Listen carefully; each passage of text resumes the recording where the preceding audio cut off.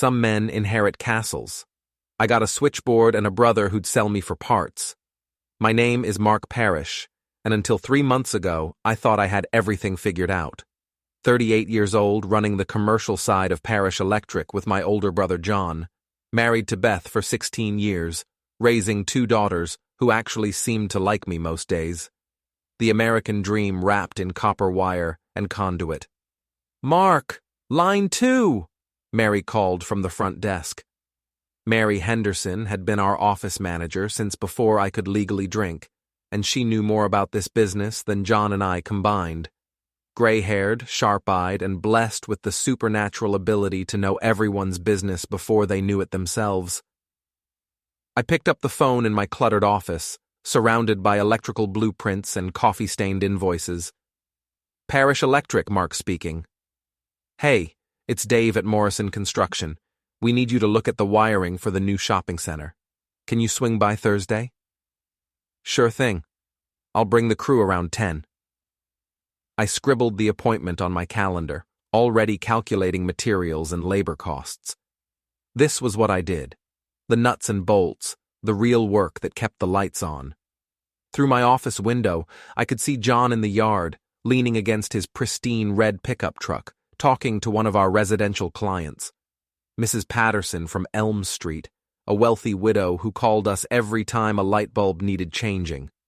John had that effect on women. Charming smile, perfect hair, the kind of guy who made small talk look like an art form. Me? I was the one who actually fixed their problems. "Your brother's got another admirer," Mary said, appearing in my doorway with a stack of invoices. She had this way of materializing whenever gossip was brewing.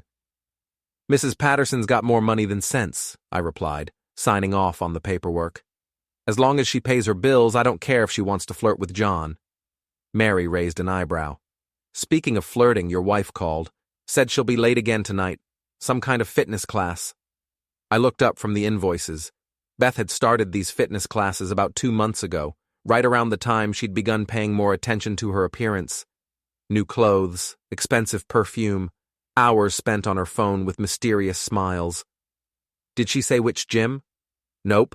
Just said not to wait up."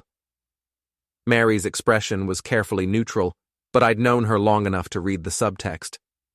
Mary knew everything that happened in this town, and when Mary looked neutral, it usually meant she knew something I didn't want to hear. The rest of the day passed in the familiar rhythm of electrical contracting. Estimates, supply orders, crew schedules. John handled the residential customers while I focused on the commercial accounts, office buildings, retail spaces, industrial complexes. It was a good arrangement. John was the face of the business. I was the brains. At least, that's what I thought. I got home around 6 to find the house empty. Beth's car wasn't in the driveway, and my daughters, Beau and Bree, were at their grandmother's house for the week. Ruth Parish, our mother, had a standing tradition of taking her granddaughters for a week every summer. The girls loved it, and it usually gave Beth and me some rare alone time. Except Beth wasn't here. I heated up leftover pizza and settled into my recliner with a beer, flipping through the channels without really watching anything. The house felt too quiet, too empty. I tried calling Beth, but it went straight to voicemail. "Hey, it's me. Just wondering when you'll be home. Call me back." She didn't. Around 10, I heard her car in the driveway. I stayed in the living room, pretending to watch a baseball game I didn't care about. Beth came in through the kitchen door, and I could hear her moving around, probably getting a glass of water. "How was your class?" I called out. "Good. Intense workout." Her voice sounded slightly breathless, but not in a way that suggested exercise, more like someone trying to control their breathing. She appeared in the living room doorway, and I had to admit she looked good. Beth had always been attractive. Blonde hair, green eyes, the kind of figure that turned heads. Lately, she'd been turning more heads than usual. "What kind of class was it?" I asked, muting the television. "Pilates. Very challenging." She was still standing in the doorway, not moving to sit down. "I'm exhausted. I think I'll take a shower and go to bed." "Want some company?" I tried to keep my tone light, playful. I'm really tired, Mark.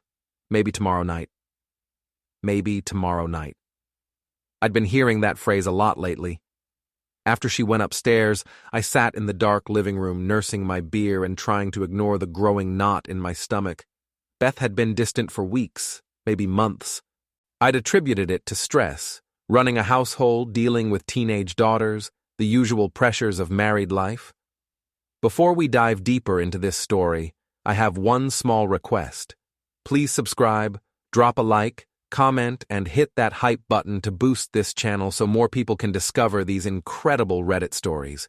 But sitting there in the dark, I started adding up the little things.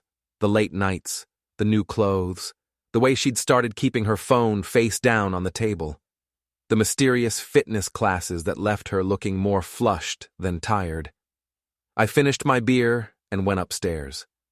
Beth was already in bed, turned away from me, breathing in the steady rhythm of someone pretending to be asleep. The next morning, she was gone before I woke up. No note, no explanation. Just the lingering scent of her expensive perfume and a coffee cup in the sink. At the office, Mary greeted me with her usual efficiency and a look that suggested she had news. "John's running late," she said, handing me my messages. "Said he had an early appointment." "Residential?" "He didn't say." She paused, studying my face. "You look tired." "Late night," I said, which wasn't exactly true. I'd lain awake until nearly 2, listening to Beth's careful breathing and wondering when my wife had become a stranger. The morning passed slowly. I reviewed blueprints for the Morrison project, ordered materials for 3 different jobs, and tried to focus on work instead of the growing suspicion that my life was about to change in ways I wouldn't like. Around noon, John finally showed up, looking unusually cheerful. He had that satisfied expression he got after closing a big deal or impressing a difficult customer. "Sorry I'm late," he said, pouring himself coffee from the pot Mary kept perpetually brewing. "Had to handle a delicate situation." "Residential customer?" "Something like that." He grinned, and for just a moment, something cold flickered in his eyes. "You know how it is with the high-maintenance clients. They need special attention." I nodded, but something about his tone bothered me. John had always been smooth, but this felt different, more secretive. The afternoon brought a steady stream of customers and phone calls. I was deep in calculations for the Morrison project when Mary appeared in my doorway again, this time with an expression I'd never seen before. Uncomfortable, almost guilty. "Mark, you might want to see this." She handed me a small piece of paper, a receipt from the Riverside Hotel downtown. It was dated yesterday, charged to a credit card I didn't recognize, for a room registered to J&B. "Where did you get this?" "It fell out of John's jacket when I was hanging it up. I wasn't snooping, I swear. It just fell out." J&B, John and Beth. I stared at the receipt, feeling something cold and hard settle in my chest. The Riverside Hotel wasn't the kind of place you went for business meetings. It was the kind of place you went when you didn't want to be seen. "Mary," I said carefully, "how long have you known?" She sat down in the chair across from my desk, looking older than her 63 years.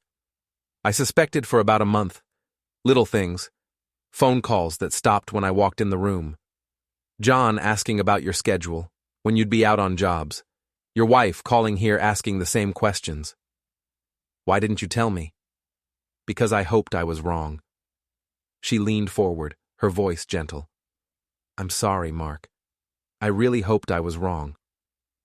I folded the receipt and put it in my wallet. My hands were steady, which surprised me. Inside, I felt like I was falling, but my hands were perfectly steady. "Don't say anything to John," I said. "Of course not. I need to think about this." Mary nodded and left me alone with the blueprints and invoices and the growing certainty that everything I thought I knew about my life was a lie. That evening, I went home and acted normal. I asked Beth about her day, helped her make dinner, talked about the girls and when they'd be coming home from their grandmother's. She seemed relaxed, almost happy, chatting about her plans for the weekend. "I might go shopping with Amanda on Saturday," she said, referring to her best friend. "There's a new boutique downtown she wants to check out." "Sounds fun," I said, cutting my steak with mechanical precision. "Will you be out late?" "Probably. You know how Amanda is when she shops. We might grab dinner afterward." I nodded, chewing steak that tasted like cardboard. Amanda lived in Phoenix, had been living there for 6 months. Beth knew I knew this. After dinner, I excused myself to the garage, claiming I needed to organize some tools. Instead, I sat on my workbench and tried to process what was happening. My wife was having an affair with my brother. Not just an affair, they were planning something. The questions about my schedule, the coordination, the lies that were becoming more elaborate and frequent. This wasn't just about an affair, this was about something bigger. I thought about the business, about the way John had been pushing for changes lately. New accounting software, updated contracts, a suggestion that we should streamline the management structure.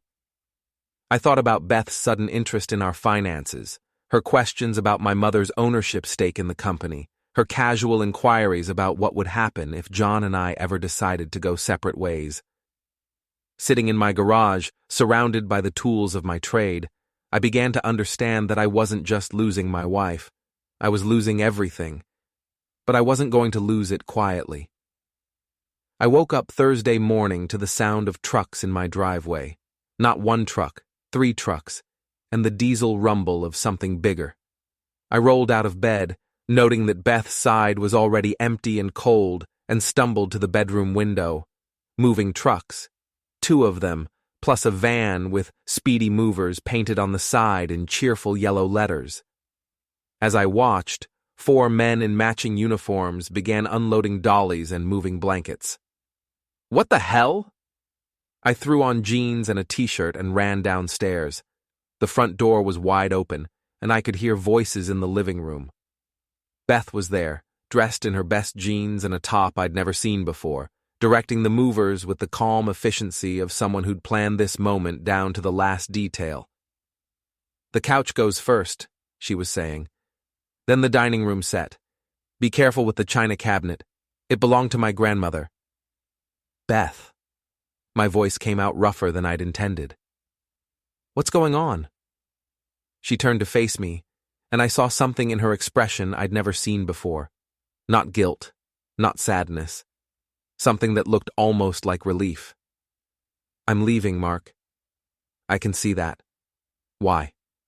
She gestured to the coffee table where a manila envelope sat next to my usual coffee mug. "It's all in there. My lawyer will contact you about the details." I opened the envelope with hands that had started shaking. Divorce papers, petition for dissolution of marriage, temporary custody order granting Beth primary custody of both girls, with supervised visitation for me pending a full hearing. "Supervised visitation?" I looked up at her. "Beth, what did you tell them?" "The truth. That you've been drinking more, that you've become angry and unpredictable, that I'm concerned about the girls' safety." "That's not the truth, and you know it." "Is it?" She tilted her head, studying me like I was a specimen under a microscope. "When's the last time you came home sober, Mark? When's the last time you didn't spend the evening in the garage, drinking beer and feeling sorry for yourself?" The movers had stopped working, clearly uncomfortable with the domestic drama unfolding around them. Beth noticed and clapped her hands. "Gentlemen, please continue. We're on a schedule." "Where are my daughters?" "Safe. They're staying with someone who cares about their well-being." "Where, Beth?" She smiled, and it was the coldest expression I'd ever seen on her face. "That's not your concern anymore." I wanted to grab her, to shake her, to demand answers. Instead, I stood there watching strangers carry my furniture out of my house while my wife supervised the dismantling of my life. 16 years, I said quietly. 16 years of what? You working 12-hour days? You coming home exhausted and distracted? You treating me like a housekeeper instead of a wife? I was building something. For us. For the girls. You were building something for yourself. The rest of us were just accessories. The movers carried out the dining room table where we'd eaten thousands of meals, where the girls had done homework, where Beth and I had planned our future. It went past me like it weighed nothing. I want to see Beau and Bree. You'll see them when the court says you can see them. They're my daughters too. Then you should have acted like their father instead of a stranger who paid the bills. I watched them load the couch, the chairs, the television. Everything that had made this house a home was disappearing into the back of a truck. In less than 2 hours, I'd gone from having a family to having an empty house and a stack of legal papers. Is it John? Beth paused in her inventory of boxes. What? Are you leaving me for John? Her laugh was sharp, bitter. You really don't pay attention to anything, do you? This isn't about John. This is about me finally having the courage to admit that marrying you was the biggest mistake of my life. But she wouldn't look at me when she said it. After the movers left, I sat in my empty living room and called my lawyer. Tom Mitchell had handled the legal work when John and I incorporated the business. He was a good man, honest, but he specialized in business law, not divorce. Mark, I'm sorry to hear about this, but you need a family law specialist. I can recommend someone. Just tell me about the custody thing. Can she really keep the girls from me? Temporarily, yes. If she's filed allegations of substance abuse or domestic instability, the court will err on the side of caution. But it's just temporary, Mark. You'll get a hearing, a chance to respond. How temporary? Could be weeks, could be months, depending on the court schedule. I hung up and called Parish Electric. Mary answered on the second ring. Mark, thank goodness. John's been looking for you all morning. He seems upset about something. I'll bet he does. Is he there? He's in the yard with a customer. Do you want me to get him? No, actually, yes. Tell him I need to see him in my office. Right now. I drove to the shop in a haze of rage and disbelief. Everything looked normal. The familiar building, the company trucks parked in neat rows, the sign that read, Parish Electric, serving the community since 1987. My father had started this business. I'd grown up in these offices, learned the trade in this yard. Now I wondered if I was about to lose this too. John was waiting in my office when I arrived, sitting in the chair across from my desk like he belonged there. He looked concerned, sympathetic, like a brother who'd just heard terrible news. Mark, I just heard. I'm so sorry, man. If there's anything I can do... I closed the office door and locked it. John's expression shifted slightly, the sympathy flickering. How long? What do you mean? How long have you been sleeping with my wife? The concern disappeared from his face entirely. What replaced it was something I'd never seen in my brother before, cold calculation. That's a hell of an accusation. I pulled out the hotel receipt and dropped it on the desk between us. J&B, John and Beth, the Riverside Hotel. Want to explain that? He glanced at the receipt without picking it up. That could mean anything. It could, but it doesn't. I sat down behind my desk, trying to project a calm I didn't feel. I know, John. I know about the affair. I know about the coordination.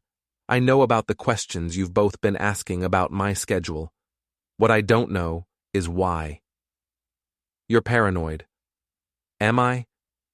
Beth left me this morning. Took everything, including my daughters. Filed papers claiming I'm an unfit father. And you're sitting here playing innocent. I leaned forward. So I'll ask again. How long? John was quiet for a long moment, studying my face. When he finally spoke, his voice was different. Colder, more like the person I was beginning to realize he'd always been. About 3 months. Why? Because she was lonely. Because you've been treating her like furniture for years. Because she deserved better than a husband who cared more about electrical conduit than his own family. And you were just being a good brother, helping her out? I was being a good man, something you forgot how to be. I wanted to hit him. I wanted to reach across that desk and break his nose. Instead, I opened my desk drawer and pulled out a bottle of bourbon I kept for special occasions. I poured 2 glasses and slid one across to him. To family, I said, raising my glass. John didn't touch his drink. Mark, look, I know this is hard. Shut up. I drank the bourbon in one swallow, feeling it burn down my throat. I'm talking now. You're going to sit there and listen. I poured another glass. 16 years I've been married to Beth. 20 years I've been working beside you in this business. I trusted you both completely. Never questioned, never doubted, never suspected. I drank the second glass. That makes me stupid, not unfit. Mark, I said, shut up. I stood up, walked around the desk, and perched on the edge, looking down at him. Here's what's going to happen. You're going to buy out my share of the business. Fair market value, paid in full within 30 days. I'm done being your partner. You can't just... I can. I will. And if you try to fight me on this, I'll make sure everyone in this town knows exactly what kind of man you are. John's face had gone pale. You don't understand the situation. Explain it to me. The business, it's complicated right now. Cash flow issues. We can't afford a buyout. Then you'll figure it out. Sell your truck, mortgage your house. I don't care, but you'll pay me what I'm owed. I walked back around the desk and sat down. John was staring at his untouched bourbon like it might contain answers. There's something else you should know, he said quietly. I'm listening. Beth's pregnant. The words hit me like a physical blow. I gripped the edge of my desk, feeling the room spin slightly. How far along? 2 months. Yours? Yes. I poured another bourbon, but my hands were shaking too badly to drink it. 2 months. Right around the time Beth had started acting different. Right around the time she'd begun asking questions about the business, about my mother's ownership stake, about what would happen if something happened to me. This was never about loneliness, I said. This was about money. John didn't deny it. You want me out of the business, both of you. Beth gets half my assets in the divorce, you get my share of the company, and suddenly you're both very wealthy people. It's not that simple. Sure it is. I stood up again, steadier this time. The bourbon was helping, or maybe it was the clarity that comes with understanding just how thoroughly you've been betrayed. You've been planning this for months. The affair was just the opening move. I walked to the office window and looked out at the yard where I'd spent most of my adult life. My father's business. My legacy. Soon to be just another thing I'd lost. Get out of my office. Mark, we need to talk about this rationally. Get out. John stood up, straightening his shirt. At the door, he paused. For what it's worth, I never meant for it to happen this way. Yes, you did. After he left, I called my mother. Ruth Parish was 74 years old, sharp as a tack, and owned 51% of Parish Electric. John and I each owned 24.5%, which had seemed fair when we'd set up the corporation. Now I realized it meant my mother controlled everything. Mark, is everything all right? You sound strange. Mom, I need to ask you something, and I need you to be completely honest with me. Of course, dear. Has John talked to you about changes to the business? About buying out my share or restructuring ownership? There was a long pause. Why would you ask that? Because Beth left me this morning, and I think John's been planning to push me out of the company. Another pause, longer this time. Oh, Mark. You knew. I suspected something wasn't right. John's been asking questions about the corporate structure, about what would happen if one of you wanted to leave the business. I thought it was just theoretical planning. It wasn't theoretical, Mom. It was a setup. What do you want me to do? I looked around my office one more time, at the blueprints, the invoices, the coffee-stained desk where I'd built my career. I want you to call an emergency board meeting, tonight. I'm resigning from the company, effective immediately. Mark, don't do anything hasty. It's not hasty, Mom. It's necessary. And I want John there when I do it. I want him to see what winning looks like. That evening, I sat in the conference room of our lawyer's office with my mother and my brother, officially ending 20 years of partnership. Tom Mitchell read through the resignation papers while John sat silently, his face unreadable. This dissolves Mark's operational role in the company, Tom explained, but his ownership stake remains unchanged until we can arrange a proper buyout. How long will that take? I asked. Depends on the valuation process. Could be 60 to 90 days. I looked at John. You've got 90 days to come up with my money. After that, I start exploring other options. What other options? John asked. I'll figure something out. After the meeting, I drove home to my empty house and sat in my empty living room, drinking bourbon and planning my next move. Beth and John thought they'd won. They thought they'd outmaneuvered me, backed me into a corner, forced me to accept their version of how my life was going to end. They were wrong. I wasn't Mark Parish the pushover anymore. I wasn't the guy who worked 12-hour days and came home too tired to fight for what was his. I was Mark Parish, the guy who'd just lost everything he cared about. And that made me dangerous. The call came at 11:30 on a Friday night, 3 weeks after Beth had turned my life into a yard sale. I was sitting in my kitchen, working my way through a bottle of Jim Beam and trying to make sense of the financial documents Tom Mitchell had given me. Parish Electric was worth more than I'd thought, a lot more. John's cash flow problems were apparently fictional. The company had nearly $200,000 in liquid assets, plus equipment, contracts, and real estate, worth another $300,000. My 24.5% stake was worth about $125,000. Enough to start over. Enough to fight back. The phone rang, and I almost didn't answer it. The caller ID showed a number I didn't recognize, and I wasn't in the mood for telemarketers or wrong numbers. Yeah? Mark Parish? Who's asking? My name's Lucy Chen. I run Chen Electric over on the south side. I think we need to talk. I knew Chen Electric by reputation.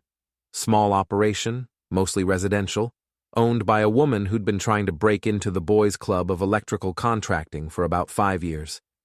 I'd never met her personally, but I'd heard she was smart, aggressive, and not particularly popular with the established contractors in town.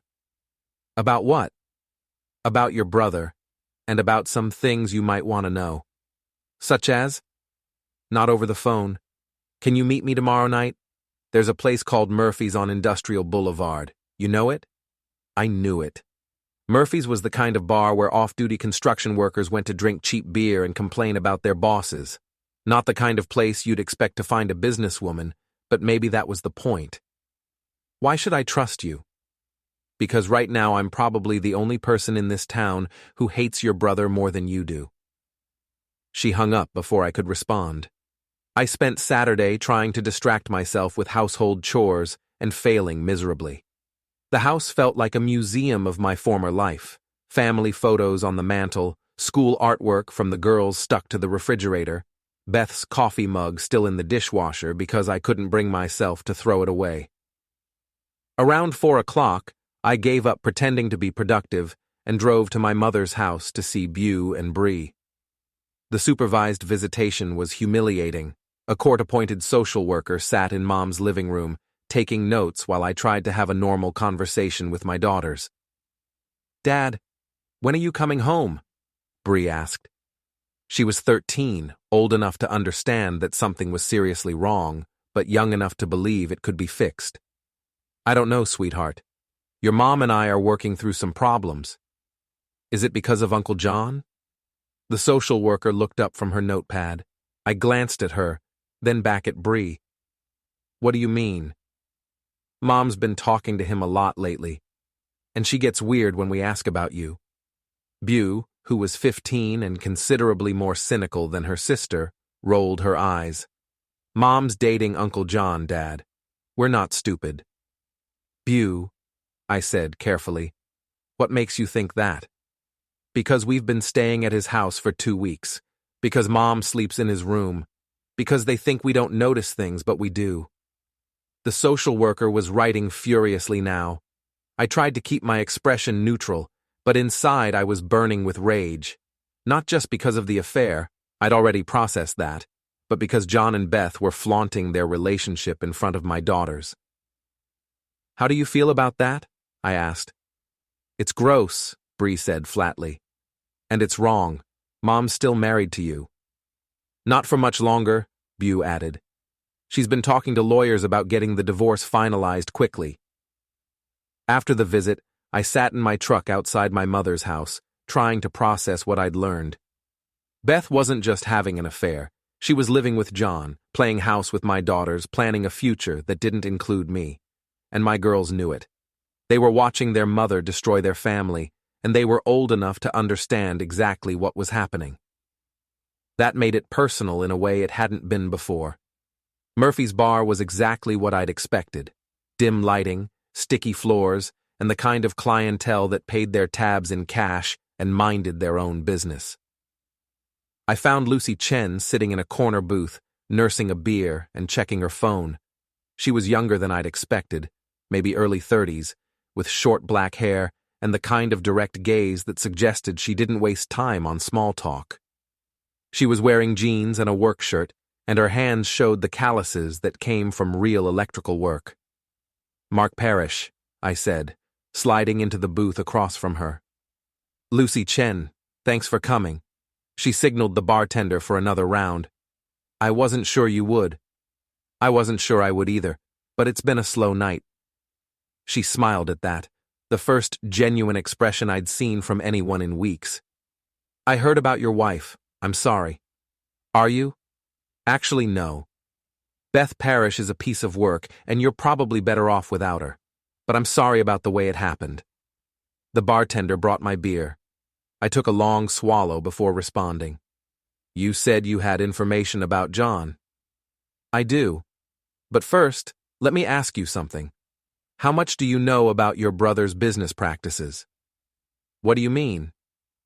I mean, do you know how he's been winning so many residential contracts lately? Do you know why Parish Electric suddenly has twice as many customers as any other contractor in town? I didn't know. I'd been focused on the commercial side, letting John handle residential, because that's how we'd always divided the work. Tell me. Lucy pulled out her phone and scrolled through several photos. Your brother's been underbidding every job in town, not by a little, by 30, 40%. No legitimate contractor can match his prices. She showed me a series of estimates, all bearing the Parish Electric letterhead. The numbers were impossibly low, less than the cost of materials alone. How is he making money on these jobs? He's not. At least, not the way you think. Lucy leaned forward, lowering her voice. He's been double billing the commercial accounts to subsidize the residential work, charging you guys for materials and labor that went to his residential jobs. I stared at the estimates, feeling a familiar cold weight in my stomach. That's fraud. That's just the beginning. He's also been using Parish Electric's licensing and insurance to cover jobs that should have been handled by properly bonded subcontractors. And he's been paying some of his workers under the table to avoid payroll taxes. How do you know all this? Because 3 of his workers came to me looking for jobs after he stiffed them on overtime pay. Because 2 of his residential customers called me when their electrical work failed inspection and John disappeared. Because I've been documenting everything your brother does for the past 6 months. Why? Lucy's expression hardened. Because he cost me a $50,000 commercial contract by spreading rumors that I was unreliable. Because he's been systematically undercutting every minority contractor in town, trying to drive us out of business. Because he's a cheating, lying piece of garbage who thinks he can get away with anything. She pulled out a manila folder and slid it across the table. Everything's in there. Financial records, witness statements, photos of substandard work. Enough to destroy Parish Electric's reputation and probably send your brother to jail. I opened the folder and scanned the contents. It was damning. Page after page of evidence showing systematic fraud, tax evasion, and safety violations. If this information went public, it wouldn't just destroy John. It would destroy the business my father had built. What do you want from me? I want you to help me bring him down. Why would I do that? It's my company, too. Not anymore. You resigned, remember? And from what I hear, your brother's planning to buy out your ownership stake for pennies on the dollar once the divorce is finalized and you're desperate for cash. She was right. I'd walked away from the day-to-day operations, but I was still financially tied to the company. If Parish Electric collapsed, I'd lose everything. There's another way, Lucy continued. Help me expose John's illegal activities. When the dust settles, Parish Electric will need new management. Someone with experience, someone the customers trust. You want me to take over the company? I want us to be partners. You handle commercial, I handle residential, 50-50 split, everything legal and above board. I closed the folder and leaned back in the booth. It was tempting, more than tempting. John had betrayed me in every way possible. He'd stolen my wife, manipulated my daughters, and apparently been stealing from our company for months. But destroying Parish Electric would also destroy my father's legacy. It would put dozens of employees out of work. It would hurt my mother, who depended on the company's profits for her retirement income. I need time to think about this. You don't have much time. I'm planning to file complaints with the state licensing board next week. With or without your help, John's going down. The question is whether you want to be part of the solution or just another casualty. She stood up, leaving $20 on the table. My number's in the folder. Call me when you decide. After she left, I sat alone in the bar, drinking beer and staring at the folder. Everything I'd thought I knew about my life had been wrong. My wife was a manipulative cheater. My brother was a criminal. My business was built on fraud. But for the first time in weeks, I felt something other than despair. I felt angry. And anger, I was beginning to realize, was a much more useful emotion than self-pity. I drove home and spread Lucy's evidence across my kitchen table, studying every document, every photo, every witness statement. By 3 a.m, I understood exactly how John had been operating, and I had the beginning of a plan. John thought he'd outmaneuvered me. He thought I was beaten, broken, ready to accept whatever scraps he was willing to throw me. He was about to learn otherwise. Sunday morning, I called Tom Mitchell at home. Tom, it's Mark Parish. I need to ask you about something, and I need you to be completely honest with me. Of course, what's on your mind? If hypothetically, I discovered that Parish Electric was engaged in systematic fraud, what would my legal obligations be as a part owner? There was a long pause. Mark, what kind of fraud are we talking about? Double billing, tax evasion, safety violations, the kind of thing that could result in criminal charges. Jesus, do you have evidence? Hypothetically. Hypothetically, you'd be legally obligated to report it, and if you didn't, you could be considered an accessory after the fact. Even if reporting it would destroy the company? Even then. Mark, if you know about criminal activity and you don't report it, you're not just risking your reputation. You're risking jail time. I hung up and made another call. Lucy, it's Mark Parish. I've made my decision. And? I'm in, but we do this my way. What's your way? We don't just destroy John, we destroy him completely. His business, his reputation, his relationship with my wife. Everything. There was silence on the other end of the line. Then Lucy laughed, a sound with no humor in it at all. I like your way better. The plan we developed was elegant in its simplicity. Instead of immediately reporting John to the authorities, we would systematically document his illegal activities while simultaneously exposing his personal betrayals. By the time we were finished, he wouldn't just be facing criminal charges, he'd be a social pariah. Lucy had contacts throughout the local construction industry. I had access to Parish Electric's financial records and customer database. Together, we began building an airtight case. The first phase was information gathering. Every morning for 2 weeks, I drove to the Parish Electric yard and used my key to access the office files. Technically, I was still a part owner, so I wasn't breaking any laws. But I felt like a burglar, photographing invoices and copying financial records while Mary worked at the front desk. "You're here early," she said one morning, appearing in the doorway of what used to be my office. "Couldn't sleep. Thought I'd review some of the old contracts." Mary studied my face with the shrewd expression that had made her invaluable to the business for 25 years. "Mark, are you all right? You look terrible." I did look terrible. I'd lost 15 pounds, wasn't sleeping more than 3 or 4 hours a night, and had developed a nervous habit of checking over my shoulder constantly. But I was also more focused than I'd been in years. "I'm fine, Mary. Just trying to understand some things about the business." "What kind of things?" I hesitated.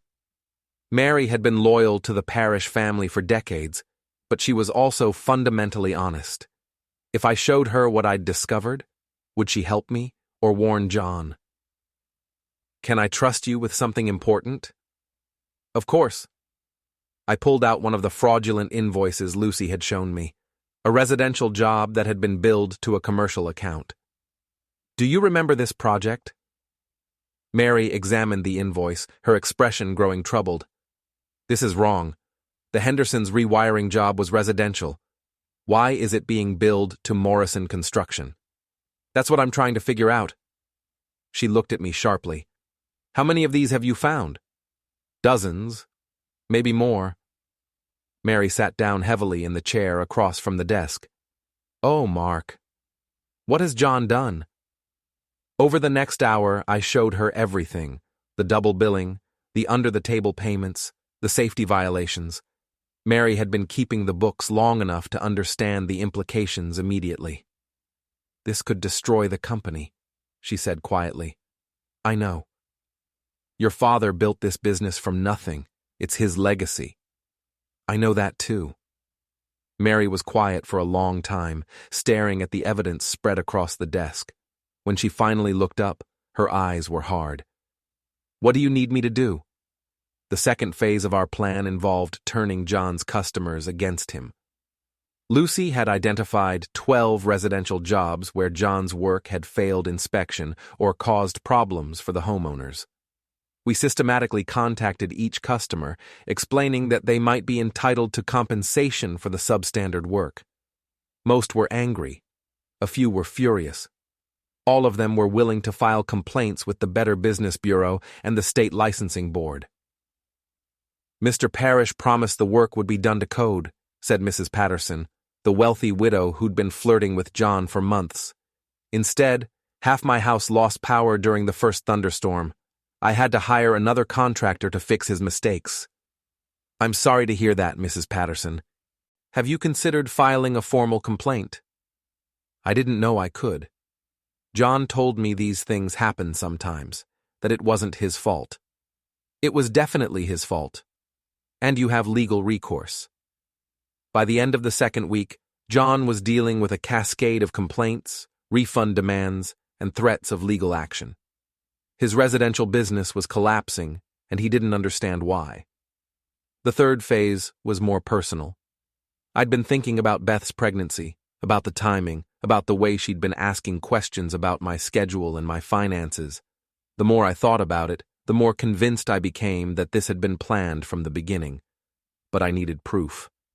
Lucy helped me hire a private investigator, a retired police detective named Frank Morrison, who specialized in domestic cases. Frank was expensive, but he was thorough. "Your wife and brother have been meeting regularly for 4 months, he reported after a week of surveillance. Always at the same hotel, always on Tuesday and Thursday afternoons when you were working commercial jobs." 4 months? But John said 3. He lied. I've got hotel records, credit card receipts, even some photos if you want them. I didn't want the photos, but I wanted the documentation. Frank had built a timeline that showed the affair had started long before Beth's pregnancy, long before she'd filed for divorce. "There's something else," Frank continued. Your wife's been meeting with a financial planner, guy named Stevens who specializes in asset protection for high-net-worth divorces. Asset protection? Hiding money, moving assets offshore, making sure the husband gets as little as possible in the settlement. Frank slid a folder across his desk. Stevens has been helping your wife transfer money from your joint accounts into investments under her maiden name. She's also been working with your brother to devalue Parish Electric's assets on paper. I opened the folder and felt my anger crystallize into something cold and sharp. Beth and John hadn't just betrayed me, they'd been systematically stealing from me for months. How much? Hard to say exactly, but probably $40,000 or $50,000, maybe more. That night, I called Lucy and told her what Frank had discovered. They're not just having an affair, I said. They're running a con. The pregnancy, the divorce, the business problems. It's all designed to force me out with nothing. What do you want to do about it? I want to return the favor. The fourth phase of our plan was the most dangerous. Instead of simply exposing John's crimes, we decided to trap him in the act. Lucy set up a fake commercial account, a shell company that appeared to be developing a small office complex. She contacted Parish Electric and requested a bid for the electrical work. John took the bait immediately. The project was exactly the kind of high-value commercial work that Parish Electric needed to stay afloat. He submitted a bid that was competitive, but not suspiciously low. Then we waited. When John started the work, we documented everything: the substandard materials, the unlicensed workers, the safety violations, the way he billed the fake company for materials and labor that were actually being used on residential jobs. Within 2 weeks, we had enough evidence to destroy him completely. But I wanted more than evidence. I wanted him to know that I'd beaten him. On a Thursday afternoon in late July, I walked into the Parish Electric office for the last time. John was at his desk reviewing invoices, looking stressed and tired. The complaints and refund demands were taking their toll. We need to talk, I said, closing the office door behind me. Mark, I didn't expect to see you here. I'll bet you didn't. I sat down across from him and placed a thick folder on his desk. I know everything, John. The double billing, the tax evasion, the safety violations, the fake pregnancy timeline, the offshore accounts, all of it. John's face went pale. I don't know what you're talking about. Sure you do. I opened the folder and spread out the evidence. Financial records, photographs, witness statements, surveillance reports. You've been stealing from the company for months. You've been stealing from me for months. And you've been using my wife to do it. John stared at the documents, his hands shaking slightly. Mark, you don't understand. I understand perfectly. You wanted me out of the business, so you seduced my wife and convinced her to help you destroy me. The affair was just business, wasn't it? A way to get her cooperation. It's not like that. Isn't it? Tell me, John, do you actually love Beth, or is she just another tool in your scheme? John didn't answer, which was answer enough. I gathered up the documents and stood to leave. You've got 24 hours to transfer my buyout money, full market value, not the discounted amount you've been planning. After that, this information goes to the police, the IRS, and every customer you've ever cheated. You can't do this. It'll destroy the company. The company's already destroyed. You ruined it when you decided to turn it into your personal piggy bank. I walked to the door, then paused. Oh, and John, you might want to have a conversation with Beth about her financial planning activities. Turns out she's been stealing from you too. I left him sitting there, staring at the empty folder, finally understanding that he'd been outplayed. That evening, I got a call from Frank Morrison. Your brother just showed up at your wife's hotel, he reported. They're having what appears to be a very heated argument. Can you hear what they're saying? Not clearly, but it's definitely about money. And about you. Your wife seems to be accusing your brother of being careless. Keep watching. I have a feeling this is about to get interesting. An hour later, Frank called back. They're both leaving, separately. Your wife looked like she'd been crying. Your brother looked like he wanted to hit something. Where did they go? Your brother went to a bar called Murphy's. Your wife went home, well, to your brother's house where she's been staying. I smiled for the first time in weeks. John and Beth's partnership was fracturing under pressure, just as I'd hoped it would. The next morning, John transferred $130,000 into my personal account. More than my share was worth, but probably less than he'd stolen from me over the years. That afternoon, I filed formal complaints against Parish Electric with the State Licensing Board, the Better Business Bureau, and the IRS. By evening, the story was spreading through the local construction community like wildfire. Parish Electric, the most successful contracting business in town, was under investigation for fraud. But I wasn't finished yet. The final phase of my plan was just beginning. The scandal broke on a Monday morning in early August. I was drinking coffee in my kitchen when Tom Mitchell called, his voice tight with stress. Mark, have you seen the newspaper? Not yet. Why? There's a front-page story about Parish Electric, about the fraud investigation. They're naming John specifically, and they're mentioning that you were a partner until recently. I walked to my front door and picked up the paper. The headline read, Local Electrical Contractor Under Investigation for Fraud. Below it was a photo of John standing next to a Parish Electric truck, looking confident and successful. The photo was probably 6 months old, from before his world started falling apart. This is going to get ugly, Tom continued. The reporter called me yesterday asking about your resignation, about whether you were involved in the illegal activities. What did you tell them? The truth. That you resigned for personal reasons and that you've been cooperating with investigators. The story was thorough and damaging.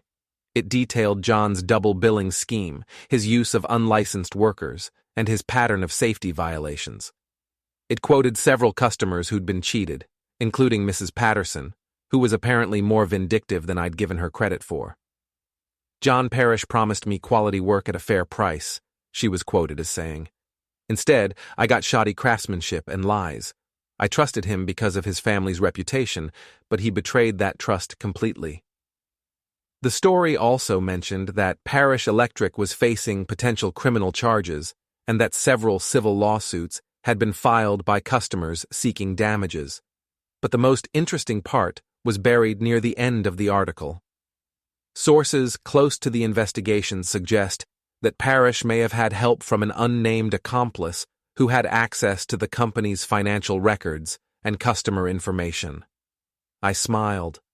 The reporter was fishing, trying to get John to turn on Beth, or Beth to turn on John.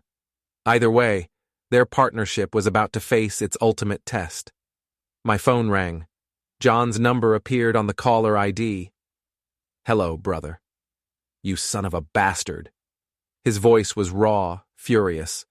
You destroyed everything. I didn't destroy anything.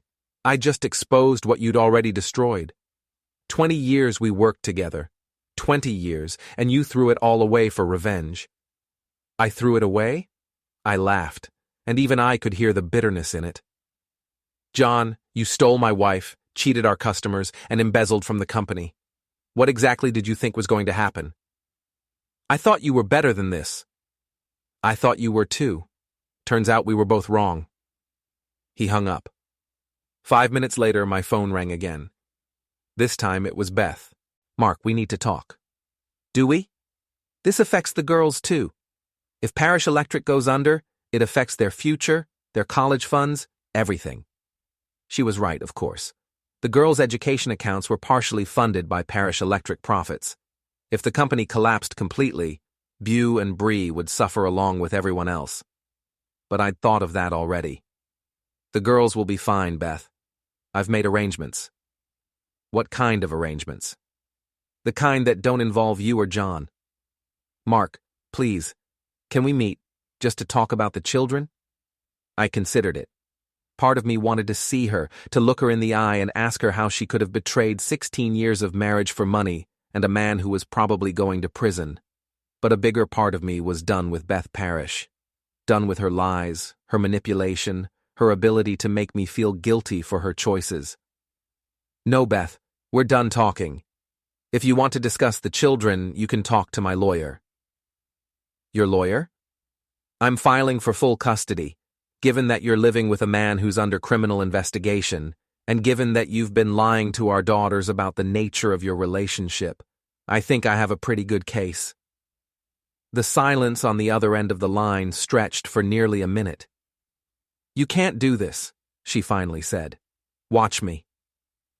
I hung up and immediately called the lawyer Tom Mitchell had recommended, Sarah Chen, Lucy's older sister, who specialized in family law. Sarah was as sharp as Lucy, but in a completely different way. Where Lucy was direct and aggressive, Sarah was subtle and strategic. I've been following the Parish Electric story, she said when I called. Interesting timing for a custody challenge. Is it viable? Very. Your wife is living with a man who's facing potential criminal charges. She's been lying to your children about the nature of her relationship, and she's been involved in financial fraud that directly affected your family's assets. How involved? Based on what you've told me, she could be charged as an accomplice. At minimum, she's going to have to explain how she benefited from your brother's illegal activities. What do you need from me? Everything. Financial records, surveillance reports, witness statements. I want to build a case that's so airtight she won't even consider fighting it. That afternoon, I met with Sarah and Frank Morrison to review all the evidence we'd gathered. Sarah was impressed by Frank's thoroughness and Lucy's documentation. This is more than enough for a custody case, she said. But it's also enough for criminal charges against your wife. Are you prepared for that possibility? I thought about Beau and Bree, about how they'd react if their mother went to jail. Then I thought about how they'd been living for the past 2 months, watching their mother play house with their uncle, listening to lies about their father, being used as pawns in an adult game they didn't understand. Do what you have to do. The custody hearing was scheduled for the following Wednesday. In the meantime, the investigation into Parish Electric was accelerating. State investigators had seized the company's financial records. The IRS had frozen several accounts. And John was facing the very real possibility of criminal charges. But he wasn't going down quietly. On Tuesday evening, I was working in my garage when I heard a car in the driveway. Through the window, I saw John's red pickup truck. He sat behind the wheel for several minutes before getting out and walking to my front door. I met him on the porch. He looked terrible, unshaven, hollow-eyed, like a man who hadn't slept in days. We need to make a deal, he said without preamble. I'm listening. I'll plead guilty to the fraud charges. I'll cooperate with investigators, pay restitution to the customers I cheated, but I want you to leave Beth out of it. Why would I do that? Because she's pregnant with my child. Because sending her to jail won't accomplish anything except hurting an innocent kid. I studied his face, looking for signs of deception. John had always been a good liar, but stress and desperation had stripped away his usual polish. You really love her, don't you? Yes. Even knowing that she was planning to betray you too? John's expression flickered. What are you talking about? I pulled out my phone and showed him one of Frank's surveillance photos. Beth meeting with the financial planner, signing documents that would have hidden assets from both her husband and her lover. She was stealing from both of us, John. The offshore accounts, the asset transfers. She was setting herself up to disappear with everything once the divorce was finalized. John stared at the photo, his face going pale. That's not... She wouldn't. She would. She did. Beth never loved either of us. We were just resources to be exploited. I put my phone away and looked at my brother, really looked at him, for the first time in months. Underneath the anger and betrayal, I could see something I'd almost forgotten. The kid who'd helped me build tree houses, who'd taught me how to wire a light switch, who'd been my partner in building something meaningful. The deal's already made, John. You're going to plead guilty because you are guilty. Beth's going to face the consequences of her choices because actions have consequences. And I'm going to get custody of my daughters because they deserve better than the chaos you two have created. And then what? You get your revenge, and everyone else pays the price? Then I start over. Clean slate, no partners, no complications. I paused. There is one thing you can do for me, though. What? Tell me why. Not the affair. I understand the affair. Men cheat, it happens. But why the fraud? Why the elaborate scheme to destroy me? We were partners, John. We were family. John was quiet for a long time, staring at his feet. When he finally looked up, his eyes were full of something that might have been regret. Because you were better at it than me. Better at the business, better with customers, better at everything that mattered. Dad always liked you more, Mom always trusted your judgment more, and I got tired of being the charming one while you were the competent one. So you decided to destroy me instead of just leaving. I decided to prove that I could be the successful one for once, that I could build something without your help. By stealing from our customers and embezzling from the company? By doing whatever it took to win? I nodded, finally understanding. John hadn't just betrayed me. He'd betrayed everything our father had taught us about integrity, hard work, and earning success through honest effort. You did win, John. For about 6 months, you were the successful parish brother. How did it feel? He didn't answer, which was answer enough. After he left, I sat in my garage, surrounded by the tools of my trade, and thought about the future. Tomorrow, I would win custody of my daughters. Next week, John would probably be arrested. Eventually, Parish Electric would either be sold or dissolved entirely. But I wouldn't be starting over with nothing. I had Lucy as a potential partner, Sarah as my lawyer, and Frank as an investigator if I needed one. I had skills, experience, and a reputation that was separate from my brother's crimes. Most importantly, I had my daughters back. The custody hearing lasted less than an hour. Sarah presented our evidence methodically. The fraud, the lies, the unstable living situation, the criminal investigation. Beth's lawyer tried to argue that John's legal troubles didn't reflect on Beth's fitness as a mother, but it was a weak defense. Judge Martinez was not impressed by Beth's explanations. Mrs. Parish, you've been living with a man who's under criminal investigation for defrauding his customers and embezzling from his business. You've been lying to your children about the nature of this relationship. And you've been involved in financial activities that suggest you were aware of and possibly complicit in illegal behavior. Your Honor, I was just trying to protect my assets during the divorce. By hiding money from your husband and potentially from the IRS. Mrs. Parish, your judgment appears to be severely compromised. The judge awarded me primary custody with supervised visitation for Beth pending the outcome of the criminal investigation. That evening, I picked up Beau and Bree from my mother's house and brought them home.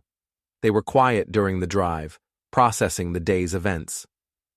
Dad, Bree said as we pulled into our driveway, are you and Mom ever going to get back together? No, sweetheart. We're not. Good, Beau said firmly. She made her choice. Now she has to live with it. That night, I sat in my living room with my daughters, eating pizza and watching a movie, feeling something I hadn't felt in months. Peace. My phone buzzed with a text from Lucy. Saw the news about the custody hearing. Congratulations. Ready to talk about that partnership? I looked around my living room, still mostly empty but slowly becoming a home again, and typed back, let's do it. John was arrested the following Monday. Beth was charged as an accomplice 3 days later. Parish Electric was dissolved by court order, its assets liquidated to pay restitution to the customers John had cheated. And I started over, exactly as I'd planned. 6 months later, I was standing in the office of Parish Electric, reviewing blueprints for our biggest commercial contract yet, a new hospital complex that would keep us busy for the next 2 years. Lucy walked in with coffee and a satisfied expression. The Morrison project passed final inspection. They're already talking about hiring us for their next development. Good. We'll need the work if we're going to expand into industrial contracting. Speaking of expansion, I got a call from a contractor in Springfield. He's looking for a partner, someone with commercial experience. I considered it. Parish Electric had grown faster than either of us had expected. We had 12 employees, a solid reputation, and more work than we could handle. But I wasn't ready to complicate things with additional partnerships. Let's focus on what we have for now. Lucy nodded. Fair enough. How are the girls adjusting?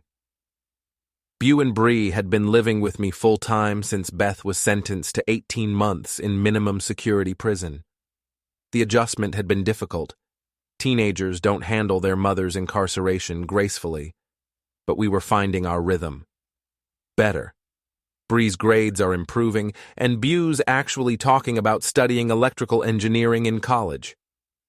Following in her father's footsteps? Following her own path, but with better judgment about partners. Lucy laughed. Speaking of partners, Frank Morrison called. John's parole hearing is next month. John had served 8 months of a 2-year sentence. With good behavior and cooperation with investigators, he'd probably be released soon. I'd thought about what I'd say to him if our paths crossed again, but I'd come to realize it didn't matter. John was no longer part of my story. Let me know if he tries to contact me. Will do. What about Beth? Beth would be eligible for parole in 6 months. Unlike John, she'd maintained her innocence throughout the trial, claiming she'd been manipulated by both her husband and her lover. The jury hadn't believed her.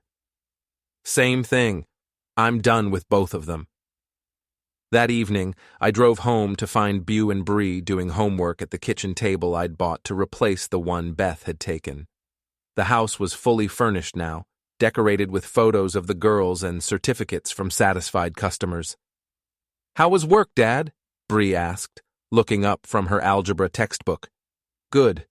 We got another big contract. Looks like Parish Electric is here to stay. Are you happy? Beau asked. She was 15 now, old enough to understand that happiness was more complicated than success. I thought about the question. 6 months ago, I'd lost everything. My wife, my brother, my business, my daughters. I'd been betrayed by the 2 people I trusted most, humiliated in front of the entire community, and forced to start over from nothing. But starting over had taught me something important. I was stronger than I'd realized, more capable, more resilient. Yeah, I said, sitting down at the table with them. I'm happy. And I was. Not the naive happiness of someone who'd never been tested, but the deeper satisfaction of someone who'd been knocked down and gotten back up. Some men inherit castles. I'd built something better, a life based on honesty, hard work, and the knowledge that I could survive anything, even family. The phone rang. Lucy's name appeared on the caller ID. Mark, sorry to bother you at home, but we just got a call from a developer in Chicago. They want to fly us up there next week to discuss a major project. I looked at my daughters, bent over their homework, building their own futures one assignment at a time. Book the flight, I said. It's time to expand. After all, I had a business to run and daughters to raise. The past was behind me, and the future was full of possibilities, just the way I liked it.